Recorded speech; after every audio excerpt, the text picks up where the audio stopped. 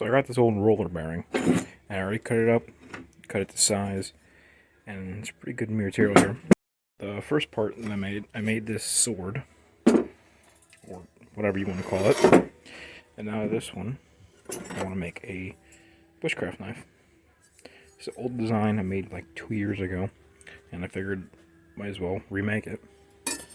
And looking at it, I can stretch that material out to reach the whole blade almost. So let's fire up the forge and get ready. That's a cold shut waiting to happen.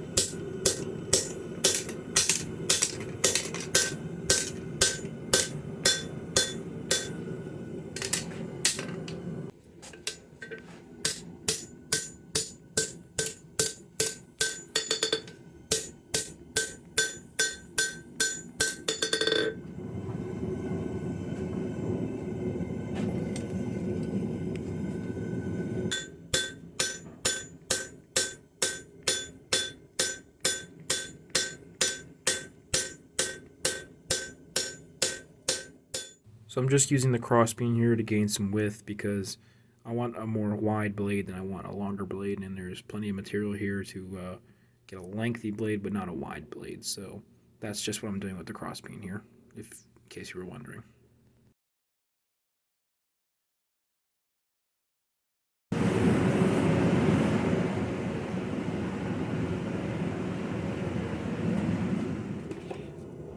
So what I'm going to do now is I'm going to take the flatter side of my hammer and just go across the whole surface, make sure that the thing is all flat, get all the deep marks out, and just try to make it as flat as possible for grinding and forging later. So that's next.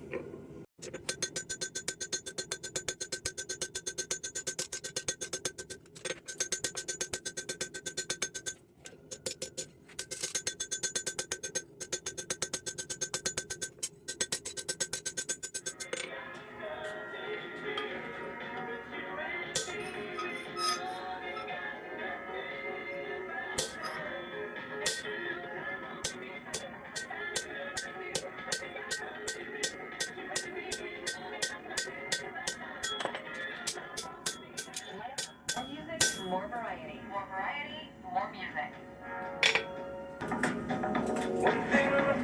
Get the little chunk.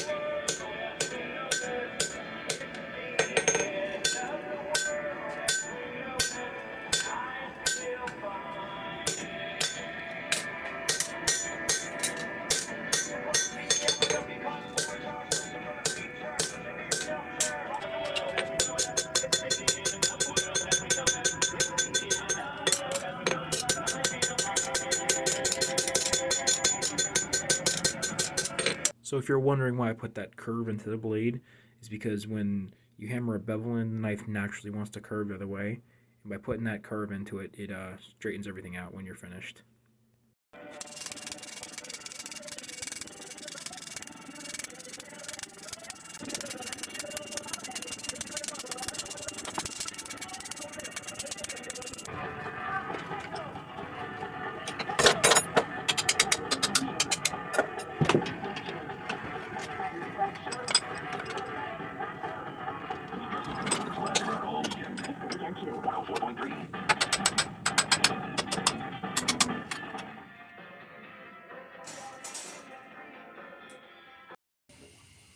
So after forging, this is what we got. textured on both sides. I kind of drew a template on there already. The design doesn't really fit back here especially, so that's why I got to modify it. I'm making a drop. I'm going to cut it off here, and I'm going to toil it out on the two things. The reason I didn't forge it to shape is because I knew if I forged it to shape, then I wouldn't be exactly right, so I just chose to make it somewhat to shape and just forge this little back thing in. I gotta say, that's pretty unique, pretty comfortable. I gotta keep that one day for a big chopper. Okay, enough shenanigans.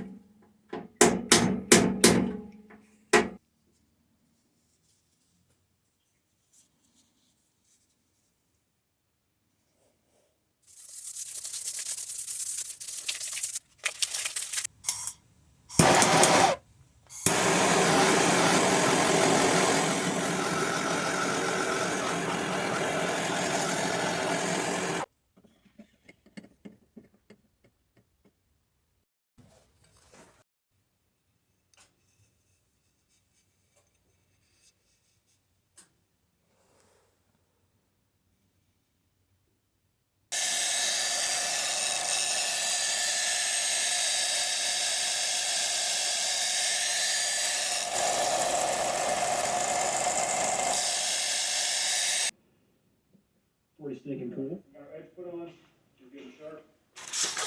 That's good. So, all in all, my second go at a proper kitchen knife, I'm pretty happy with the way this came out. It's not perfect, but it is much better than my last one. Biggest issue is there's some very, very tiny gapping around the bowl for a couple of spots. One is completely flat all the way around. So I heirloomed it up a little bit to kind of hide the gaps. Like I said, it's much, much better than my last one. The blade is much thinner, it's much wider. You know, you have plenty of room for your fingers. You're not going to hit the cutting board while you're working with it or anything. This isn't a kitchen knife, so it's not going to be as sharp. This is a kitchen knife, and as you can see, it's a lot more sharper. Things haven't been slowing since then until that big storm came through and reset all the tipping on cookies and hammer steel. So I was kind of forced to have some free time to work on personal projects. But you know, I know. So obviously there are some differences between a bushcraft knife and a kitchen knife. Kitchen knives are going to be a lot more sharper, and the bushcraft knife is going to be sharp, but it's not going to be as sharp as a kitchen knife. So, yeah. Thanks for watching, and if you like what you see, don't forget to subscribe. Leave a comment if you want, but thanks for watching.